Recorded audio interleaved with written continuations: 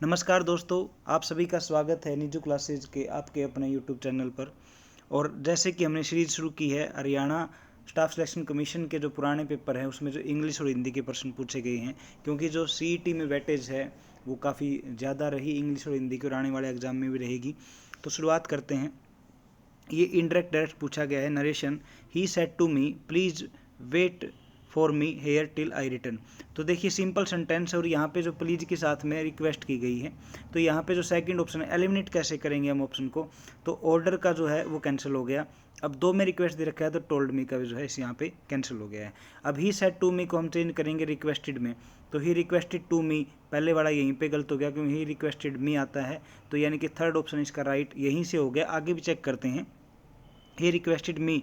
अब यहाँ पे जो है कंजक्शन लगाएंगे, हम टू लगाएंगे, वेट फॉर हिम। अब यहाँ पे जो मी है ये है फर्स्ट पर्सन, मी जो है ये फर्स्ट पर्सन है, और फर्स्ट पर्सन किसके अनुसार होता है हमेशा चेंज, सब्जेक्ट के अनुसार। सब्जेक्ट ही है तो इसका क्या यहाँ पे हिम आएगा, और हेयर जो है वो चेंज हो जाएगा देयर में, टिल बी रिटर्न्ड। ठीक है, तो यहाँ पे जो इसका है राइट आंसर वो थर्ड ऑप्शन इसका राइट आंसर हो जाएगा। नेक्स्ट बात करते हैं।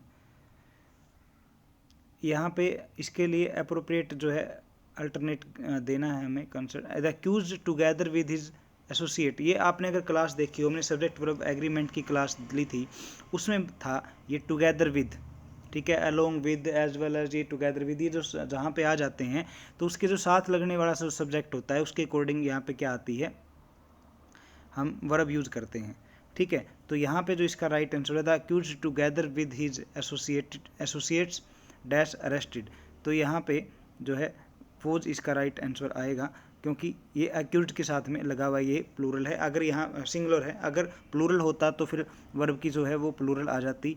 यहाँ पे जो है सिंगुलर यूज करेंगे हम इसको, टुगेदर विद के साथ लगा हुआ है, तो यानी कि ये क्या आएगा, सिंगुलर के साथ इसमें यूज किया गया है। आप सब्जेक्ट वर्ब एग्रीमेंट की जो है क्लास आप देख सकते हैं, 2 क्लास में पूरा का पूरा टॉपिक हमने कवर किया हुआ है। फिर हिंदी का क्वेश्चन है, ये मिक्स है, टोटल 20 क्वेश्चन है 2 पेपर के, वो हम कर रहे हैं। डैश संधि वहाँ होती है जहाँ ए या आई का किसी भिन्न स्वर से मेल होने पर कमर्शियल ए या आय हो जाता है, तथा ओ और औ का मेल किसी भी भिन्न स्वर से होने पर अव या आव हो जाता है। तो देखिए 3 ऑप्शन दिए हैं, यण, वृद्धि और अयादि। तो यण का जो है ये अलग होता है, वृद्धि होती है जब बड़े अक्षर बन जाते हैं, तो अयादि जो है इसका वो राइट आंसर होगा। ठीक है, वो संधि जिसमें ए आई या ओ औ मिलते हैं किसी भिन्न स्वर से, तो वो आय या अव या आय आव जो है हो जाता है, क्योंकि यण संधि जो है या रलव बनती है। ठीक है, तो ये इसका राइट आंसर है। फिर बात करते हैं नेक्स्ट में, वर्ब की फॉर्म हमें बतानी है देख के। तो he is trying to dash his claim, he is trying to के साथ में आपने सुना है कि हमेशा फर्स्ट फॉर्म आएगी, तो यहाँ पे जो इसकी फर्स्ट फॉर्म है वो क्या है, जस्टिफाई। ठीक है, तो he is trying to justify his claim, वो अपने जो क्लेम है उनको जस्टिफाई करने के लिए कोशिश कर रहा है, तो he is trying to justify वे इसकी जो वर्ब है, जस्टिफाई, जस्टिफाइड, जस्टिफाइड होती है, तो जस्टिफाई फर्स्ट फॉर्म, 2 प्लस में वर्ब की जो है फर्स्ट फॉर्म आती है। राइट, नेक्स्ट बात करते हैं, सर्वनामिक विशेषण को डैश विशेषण भी कहते हैं। सर्वनामिक विशेषण को हम संकेतवाचक विशेषण कहते हैं। भाई ये प्रश्न सीधा सीधा पूछ लिया जाता है, बहुत बार पूछा जाता है, बहुत इंपॉर्टेंट आप इसको कह सकते हो, और ये यहाँ भी पूछा गया है। तो सर्वनामिक विशेषण को हम संकेतवाचक विशेषण कहते हैं। निश्चयवाचक वो होता है जो कोई निश्चित चीज़ होती है, निश्चयवाचक होता है जिसमें कोई अनिश्चय होता है, यानी कि कुछ, कोई, कैसे, ये सारे अनिश्चितवाचक होते हैं। फिर बात करते हैं ईडीएम की, तो यहाँ पे दिया गया है निट वंस ब्रो। अब आप देखिए, ये निट का मतलब होता है जोड़ना या गांठ बांध लेना, उस तरीके से। वंस ब्रो मतलब जो आईब्रो होती है उसकी बात कर रहे हैं, तो ठीक है, तो मतलब बोहें चढ़ाना, तो टू फ्रोन होता है, इसका जो आंसर होता है वो टू फ्रोन होगा। डिसअपॉइंट समबॉडी नहीं होगा, एक्सप्रेस कंटेनमेंट नहीं होगा, to have a headache, headache भी नहीं होता। बोहें चढ़ाना जो होता है वो टू फ्रोन होता है। तूती बोलना, ये तो आपने सुना होगा, आपने एक केडी भाई का गाना भी सुना होगा, तू तक तूती बोल रहा है तेरे यार की, तो तू तक तूती बोलना, इसका मतलब होता है यश फैलना। ठीक है, क्योंकि झगड़ा होना नहीं होता, क्रोध होना नहीं, तो हराना नहीं होता, इसका मतलब होता है यश फैलना। ठीक है, यानी कि जिस व्यक्ति का चारों तरफ जो है चर्चा होती है पॉजिटिव वे में अच्छी, तो वो उसको बोलते हैं तूती बोलना, यश फैलना। योजक किसे कहते हैं? तो योजक, हम समुच्चय बोधक अव्यय को योजक कहते हैं। जो इंग्लिश में हम कंजक्शन पढ़ते हैं ना, कंजक्शन, इंग्लिश में हम कंजक्शन पढ़ते हैं, वो क्या करते हैं, जोड़ते हैं, ठीक है। तो यहाँ पे हिंदी में समुच्चय बोधक अव्यय जो होते हैं ये दो प्रकार के होते हैं, और योजक जो है वो समुच्चय बोधक अव्यय को हम कहते हैं। परीक्षाएं चल रही थी, यह वाक्य जो है, परीक्षाएं चल रही थी, यह वाक्य है किसका उदाहरण है, कौन से भूतकाल का जो है ये उदाहरण है, ठीक है। तो परीक्षाएं चल रही थी, परीक्षाएं चल रही थी, तो यानी कि ये चल रही हैं उसी समय, तो ये क्या होगा, अपूर्ण भूतकाल का उदाहरण था, क्योंकि चल रही थी, परीक्षा उस समय पूरी नहीं हुई थी, ठीक है। तो इसलिए अपूर्ण जो है ये इसका राइट आंसर होगा, पूर्ण भूतकाल। गोदान जो है डैश तत्पुरुष समास। अब यहाँ पे तत्पुरुष बता दिया, तीनों ऑप्शन जो है तत्पुरुष समास के ही दे रखे हैं, ठीक है। तो गोदान, गो का दान जो है इसका जो समास हम विग्रह करते हैं वो बनेगा। तो संबंध का के की जो होता है वो संबंध के लिए होता है, तो गो का दान जो है संबंध तत्पुरुष समास का उदाहरण है। आप लगभग ये 20 क्वेश्चन 10 से 12 मिनट में पूरे कर लेते हैं, और बहुत स्पीडली, और जो एक्स्ट्रा फैक्ट हैं, जो भी टॉपिक के साथ जैसे हम बात कर सकते हैं ऑप्शन के साथ में, तो वो हम करते भी हैं। अब यहाँ पे आया है के साथ, के पास, के अंदर, के ऊपर आदि शब्द अव्यय के अंतर्गत आते हैं। कौन से अव्यय के अंदर जो आते हैं के साथ, के पास, यानी कि ये क्या होते हैं, किसी प्रश्रक के रूप में यूज किए जाते हैं, तो ये समुच्चय बोधक अव्यय के रूप में यूज किए जाते हैं जब संज्ञा सर्वनाम के आगे जुड़ जाते हैं, ठीक है। इनको अगर मैं बात करूं तो हम प्रीपोजिशन कह दें तो कोई गलत नहीं होगा, इंग्लिश वाला प्रीपोजिशन जो है वो समुच्चय बोधक हिंदी में काम करते हैं ये। फिर है आपको टेंस जो है वो यहाँ पे यूज करना है। 9 year have passed since his end, तो यहाँ पे जो है ये आगे खालिस्तान आना था, यहाँ पे ये डैश है, तो 9 year have passed since his end, तो यहाँ पे डाइड, क्योंकि पहले की बात हो रही है 9 साल पहले की, तो यहाँ पे जो है वर्ब की सेकंड फॉर्म यूज की जाएगी।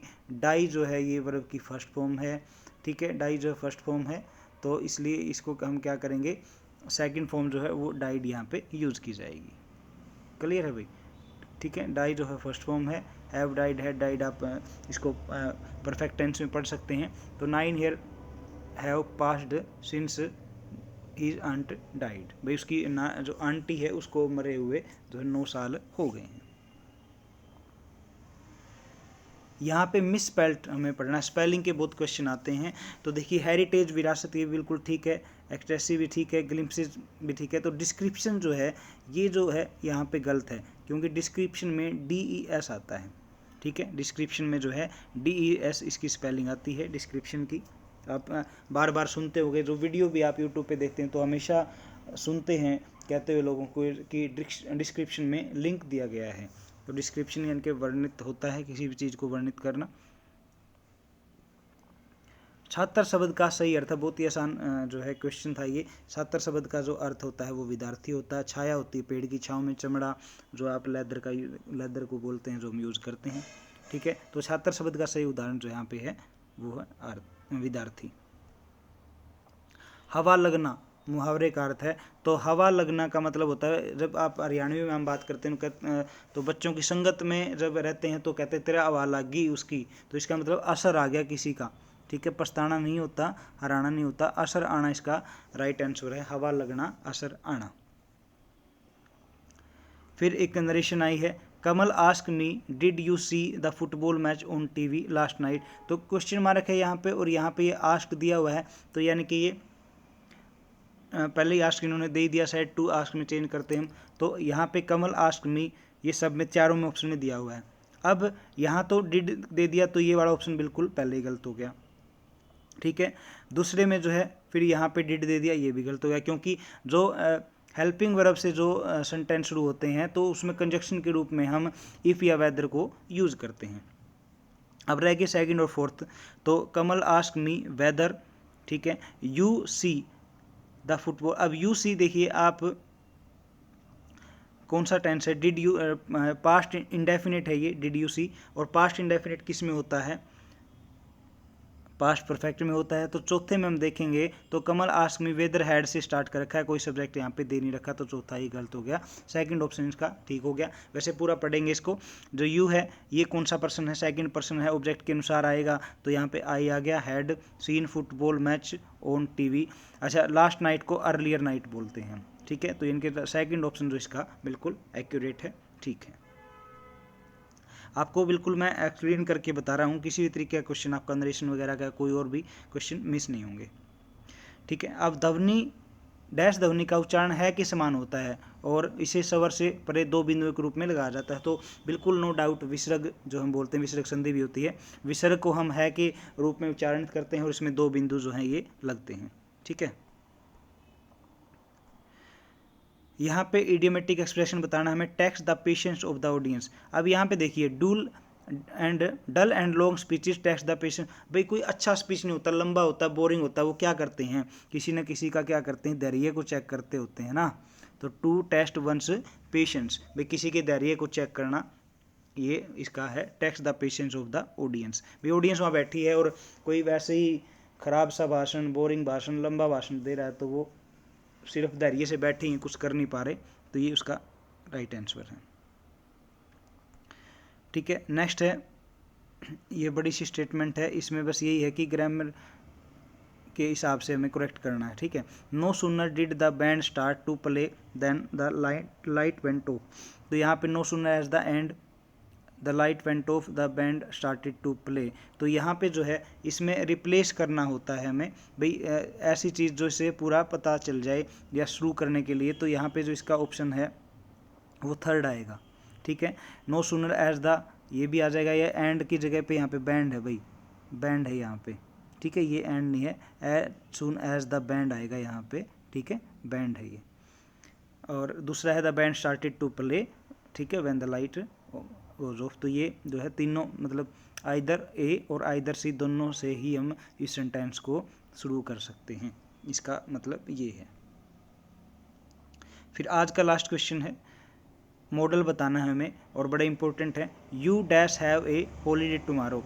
तो देखिए नीड, डेयर का होता है साहस करना, नीड की आवश्यकता, तो यहाँ पे जो सेल इसका राइट आंसर होगा। अगर यहाँ पे मे ऑप्शन में होता तो हम मे को यूज़ करते, you may have a holiday tomorrow, यहाँ पे जो सेल है वो यहाँ पे यूज़ किया जाएगा, you shall have a holiday tomorrow. तो आज हमने ये टोटल 20 क्वेश्चन जो है हिंदी और इंग्लिश के पढ़े हैं और आपका जल्दी हमने रिवीजन करवाया है। ऐसे ही आप पढ़ते रहें, स्वस्थ रहें, मस्त रहें, अपनी सफलता के प्रति निरंतर प्रयासरत रहें और भाई चैनल को सपोर्ट दिखाएं, लाइक करें, शेयर करें अगर आपको क्लास पसंद आ रही है तो। धन्यवाद।